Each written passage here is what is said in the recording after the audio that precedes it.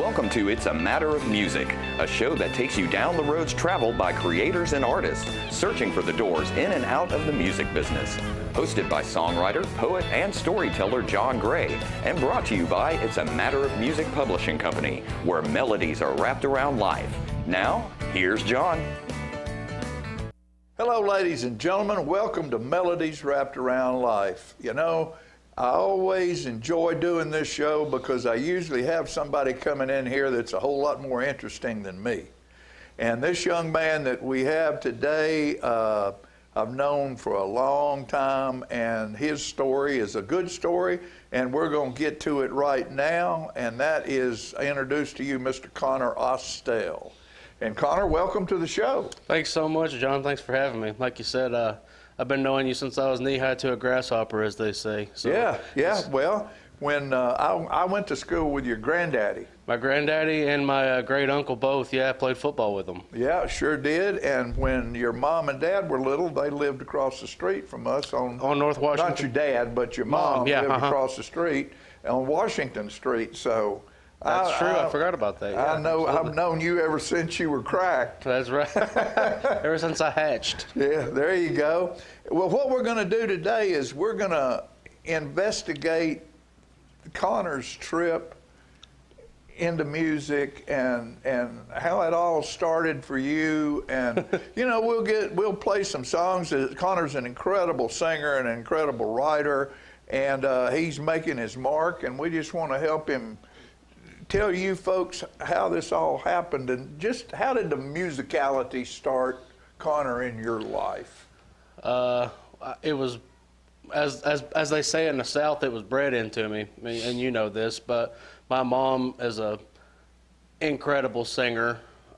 She writes a little bit, and she can play a little bit of piano, but has one of the most incredible voices I've ever heard. My dad is an incredible songwriter. He worked in Nashville in the early to mid 90s as a staff writer, intern kind of deal. Also a great musician. Bass player? Bass player. He can play guitar too. He plays bass in our band. He plays bass and then sings the tenor harmony, which isn't easy to do. No, tenor is the hardest thing. To me, singing in church choir, I do that. The tenor lines, I don't see how they do it. Well, it's crazy because it's almost like patting your head and rubbing your tummy, like when you're playing the bass on the guitar and then singing the tenor line. It's completely different stuff. Like a drummer. Yeah. You know, got to get all your parts moving in different directions. Independently of one another. There you go. Absolutely. So when did you pick up a guitar? I picked up one when I was around 8 years old. Of course, Dad played, but he didn't have a guitar. Actually, my papa had a guitar, the one that went to school with you. Yeah. He didn't play it much. He can play it, but Dad had borrowed it for something, and it was an old Montana guitar, solid black. And Montana, I don't think they make them anymore, but Alvarez made. It was like the knockoff of Alvarez. Right. Of course, the action on it was about that thick. Yeah. But I'm grateful that I learned on that guitar because it really helped build hand strength and really thick calluses. So I picked that up, and I was like, man, this is cool. And Dad knew the basic chords and taught them to me. And not long after that, I started mowing the grass for Mom and Dad and mowing them for my grandpa and just doing whatever I could. Saved up $75 and went to Walmart and bought a First Act electric guitar. And the rest is history. Once I got that electric, I was like, oh, this is so cool. But I've never had those smooth strings. Yeah. And the action wasn't much better, but it was electric, so it was easier. And but I've never had a formal lesson. I'm completely self-taught. I mean, people have showed me things. Obviously, Dad showed me a lot, and one of my biggest musical mentors, John Cook, showed me quite a bit. But the rest was just, I'm a old soul because I used to check out books about playing guitar from the library, and and I'm only 26, but we didn't have internet till I was well in like a teenager. So Dad actually had some books about it, but I checked out books about it And then once the internet came along, of course, YouTube, you can learn how to do anything. Did he with YouTube. have any old Mel Bay books, big note guitar books? He had one. They weren't hardbound. They were like soft bound. He had the one that I remember. It was like note cards, but they were the shape of like, well, you can't see it there, but like just this part of the guitar. Yeah. And like that's what the shape of the note cards were, and each of them had a hole, and it was bound by a big key ring. And then it had dots on it of what the chord was. So it would say, this is the chord, and these are the dots where you play. And there was like 60 of them. So it was all kinds of weird jazz chords and normal chords. I used that thing to death just trying to figure it out. And he had, I'm a huge, always has been since I was tiny, Elvis Presley fan. And I get that from my dad. He was too. And he had 2 big old books. What do they call it? The anthology? Anthology? Anthology. Yeah. He had volume 1 and volume 2, which is basically like every Elvis Presley song. And of course it was sheet music, but it also had the chords above it. So man, I loved Elvis. I would just go through that and just play, and then use that note card thing that I was saying to I could figure, okay, what chord is that? Okay, I got it. And yeah, that's how I learned. I shared a room with my older brother, who is the only one. I have 3 siblings, and my older brother's the only one who's not really musical, and he hated it. He hated it. I would wear him out because I would just play the same thing over and over, and that's what you have to do when you're practicing something and you want to be able to do it well. And I shared a room with him, a room not much bigger than this studio, 2 twin beds, and just over and over and over again. And I had a little boom box on my nightstand, and I would listen to the song over and over and over again. And I just wore him plumb out. He actually came to a gig that I was playing a couple of weeks ago, and that's the first one he's ever been to. Really? I just wore him out so much on it, yeah. Well, I'll tell you what we're going to do right now, seeing how we forgot to take a commercial break. We're going to take a quick commercial break, and then we're going to come back and we're going to talk about the writing side of it. Okay, absolutely. Okay? Sounds we'll great. be back after these messages.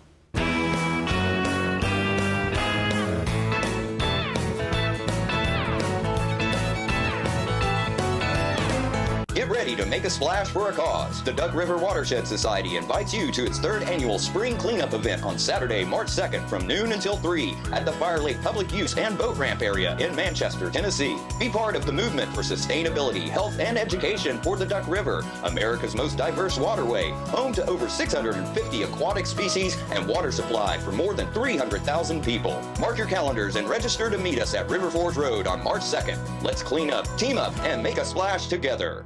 Get your news first, fast, and free with your news leader on 6 every Tuesday, Thursday, and Saturday nights at 6, 8, and 10 p.m. Local weather, sports, community calendar events, and a comprehensive look at the latest news stories and news makers as only a video news broadcast can do. Get it first, fast, and free with News Leader on Channel 6, your local information network.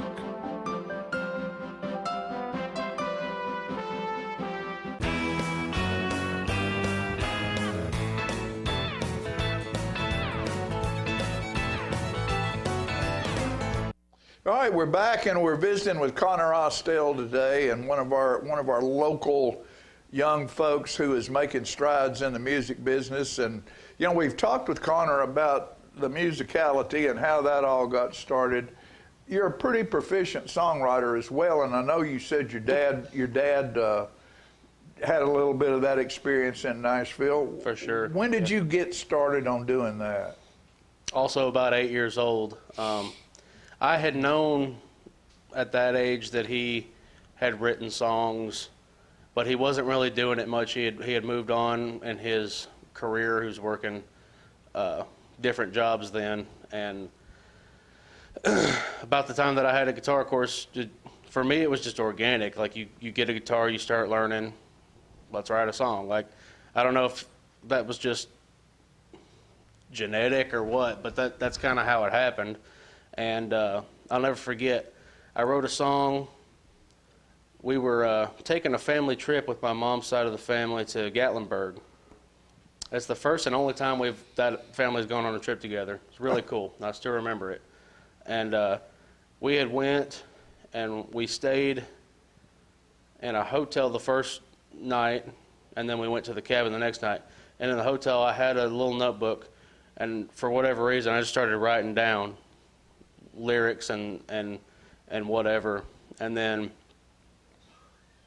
I said, "Hey, Dad, read this. This is a song idea I got." And he read it, and he was just blown away. I don't mean to sound conceited or anything, but he was just blown away because I was 8, and he was like, "Okay, you know, as a kid, he has a song idea. It's going to be like, you know, I don't want to do my homework or don't want to do stuff like that." But it was a love song.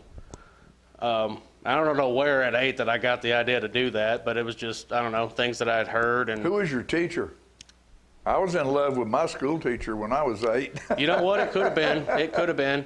Except in the 3rd grade, I had a male teacher. Okay, it wouldn't be that. But it wouldn't be that. But I don't know. Maybe I had a crush on a girl or something. Yeah, you know, okay. That happens. And he kind of refined it a little bit. And at that point, I didn't know how to put music to it. He put music to it. And then we sat outside the door of that little motel and actually like collaborated, me at 8 years old and my dad, and came up with it. And it was so cool. And I've been hooked on that ever since. The creation, the art of it, and just watching what I wrote down come to life and become a song.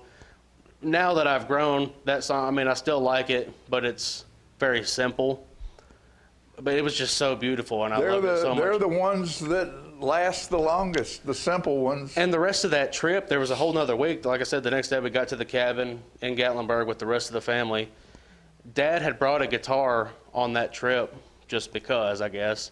Mom's side of the family is very musical too. Yeah, right. So, but every day of that trip, he just kept playing that song. He loved it. He was so, I guess, happy that I had done what he does and had taken that first step into doing it, and he loved it. And my best friend growing up, his dad had a little home studio, and as soon as we got back, we went over there and cut a demo of it. That's outstanding. Yeah. Still have it? Somewhere. I still remember it in my brain. Every song, I've written a couple hundred songs, but I also have, just like you, I'm sure, probably 500 snippets of things that I think of, and I can still remember every one just like that. Yeah. You know, and I can still remember that one. I've never done it live or anything, but You need to. yeah, that's a great story. I'm sure maybe I'll do it here in a minute. I don't know, but yeah, so that's how I got into it. That'd be pretty cool if you would hear today sing the first song you ever wrote. At 8 years old. And then That was 18 years ago. do one that's recent. Okay.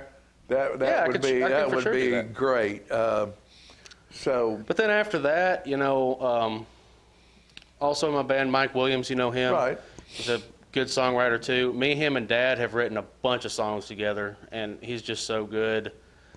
And then, of course, growing up with you, you're a great songwriter. I don't You know. actually- We all tell stories, and that's what songs are about. And that's what I like about you, is you still tell stories in your songs in a way that people understand what you're saying.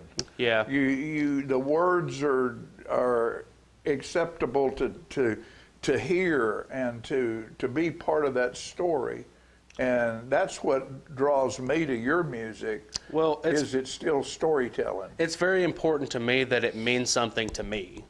Yeah. Whether or not other people like it, of course, I hope they do.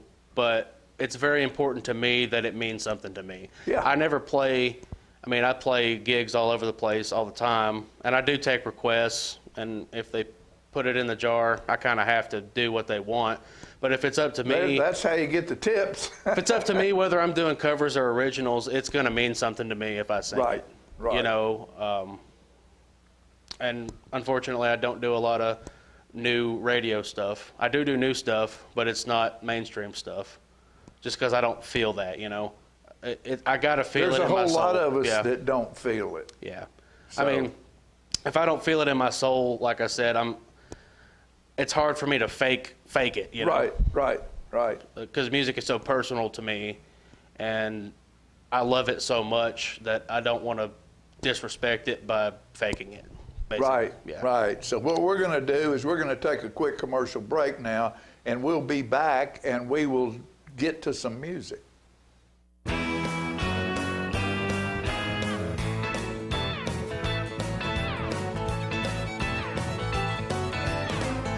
Serving you as a local firefighter.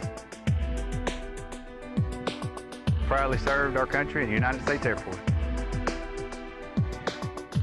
Serving Tullahoma.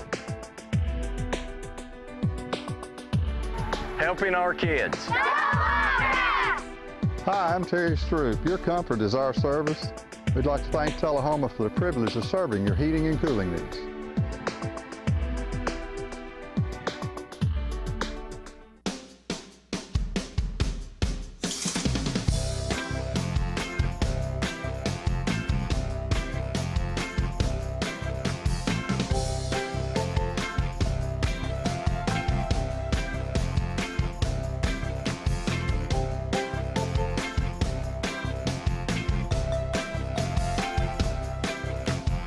Parkview Senior Living, active, independent senior living at its finest.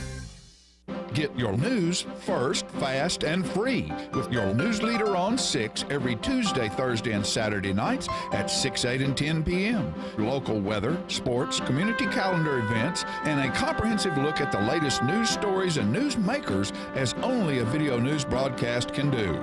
Get it first, fast, and free with News Leader on Channel 6, your local information network.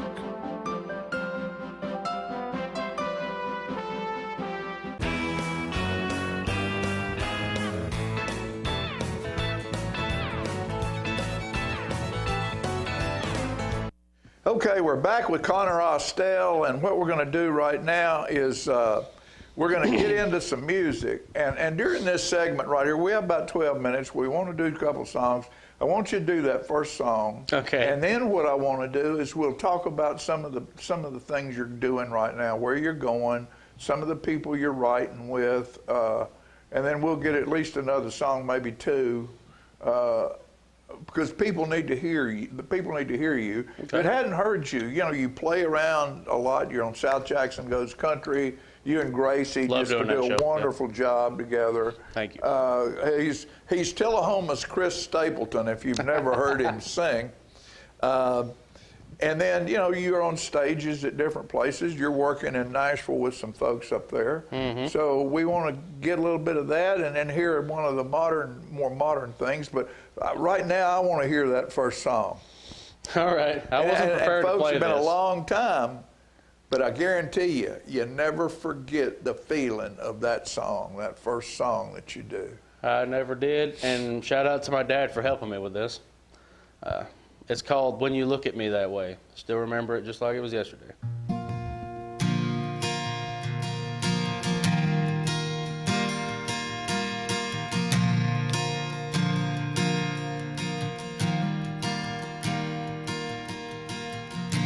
I had a wonderful time with you. I hope you feel the same way too. And now before you have to go, I want you to know that when you look at me that way, there's something I just had to say. I don't want you to go away. I just need you here today. When you look at me that way,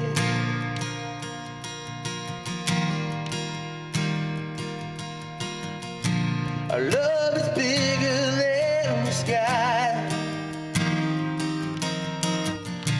You make me feel like I can fly. Girl, you shine just like the sun. I know you're the one. When you look at me that way, there's something I just had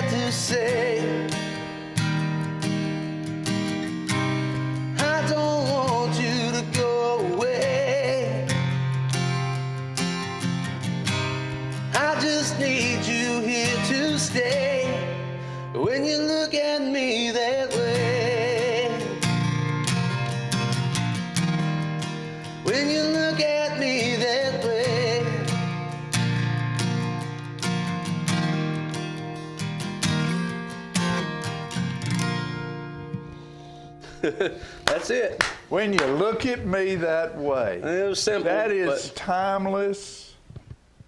That is timeless. Yeah. Have you ever played that for Gracie? I don't think so. Might ought to. I guarantee you that is the statement that any woman Yeah. would love to hear. Yeah, that's a good point. Never thought about it. Yeah, 8 years old. 8 years old. And now, where are you playing right now? What are you doing? Where are you going around and singing and playing and writing? And you can find me all over places around Tullahoma, playing in Shelbyville, Manchester, Winchester, Tullahoma.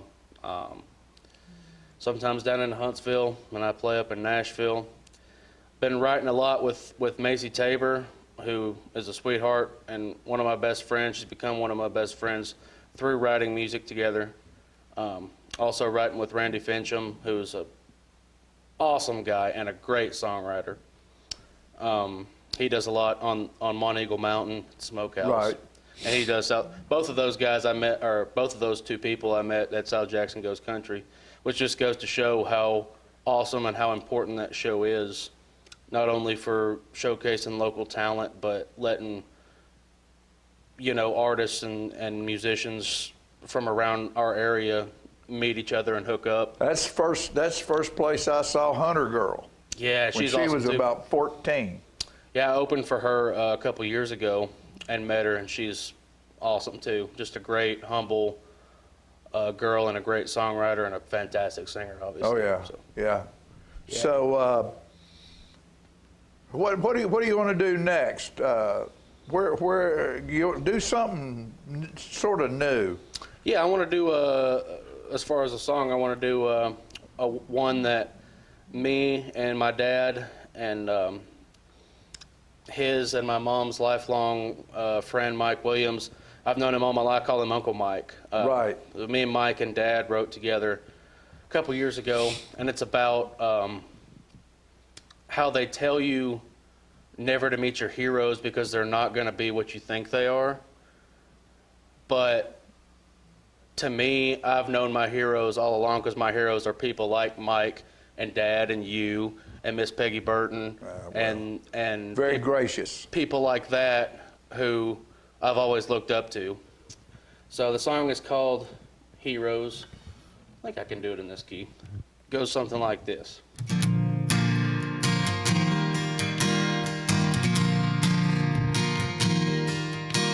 Well, my daddy was a blue-collar man. He worked 40 years, 9 to 5, to buy our piece of land. He never did complain when times got bad. He just thanked the Lord for his family and everything he had. Even though he wasn't always at home, he was always there to teach me right from wrong. They tell you never meet your heroes, 'cause they may not have earned the pedestal they're on. They tell you never meet your heroes, but I say I know my heroes all along.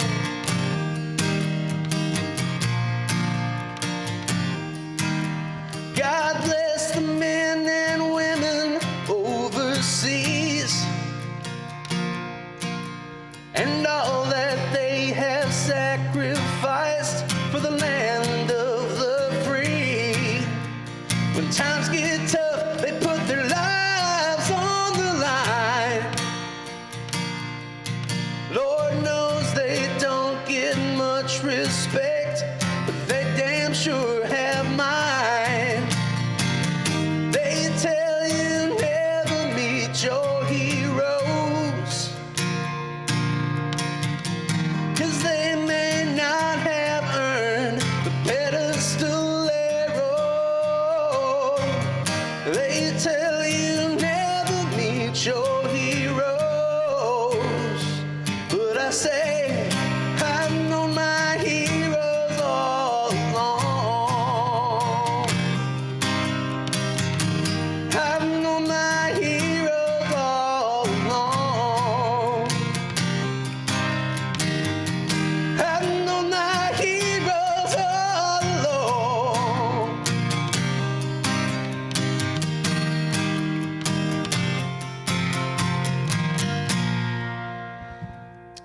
right.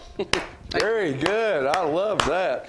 I love that. You know, you're correct in the fact that I was talking with Teddy Bart one day, and Teddy, he and Jerry House were big buddies. Okay. Radio guy, you know. Yeah.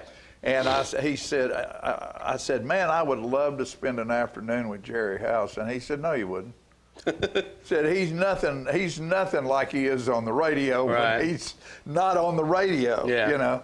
And so a lot of times we look at people out there that we can't touch, mm-hmm. and we really don't know what's real and what's acting.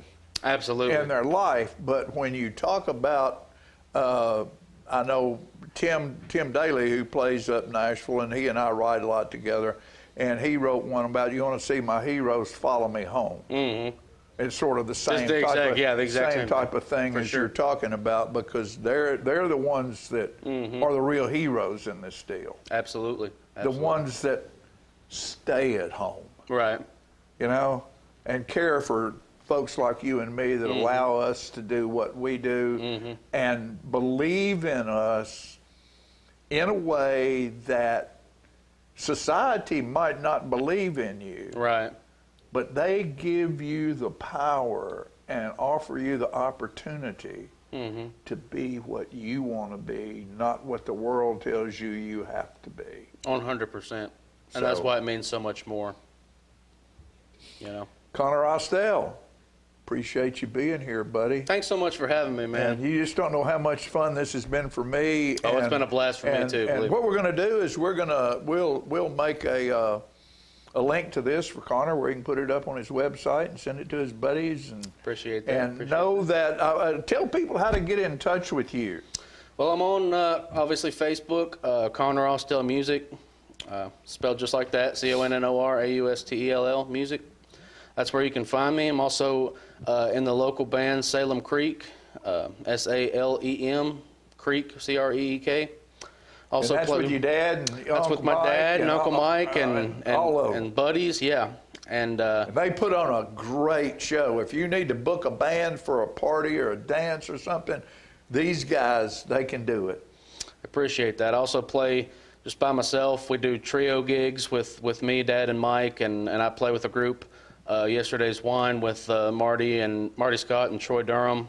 Play You're bass just with them. everywhere. Just everywhere, man. I'm trying to make a living doing what I love. There you They go. say you do what you love, you never work a day in your life, so that's what I'm after. That's why I'm sitting right here, because this ain't work, baby. This is some kind of fun. I love it. Connor Austell. Thanks so much for having me, my man. friend. Thank you so much for being with us. Good luck. Absolutely. Success is waiting around the corner for all of us if you just be persistent and chase that dream, because it ain't going to chase you back. That's right.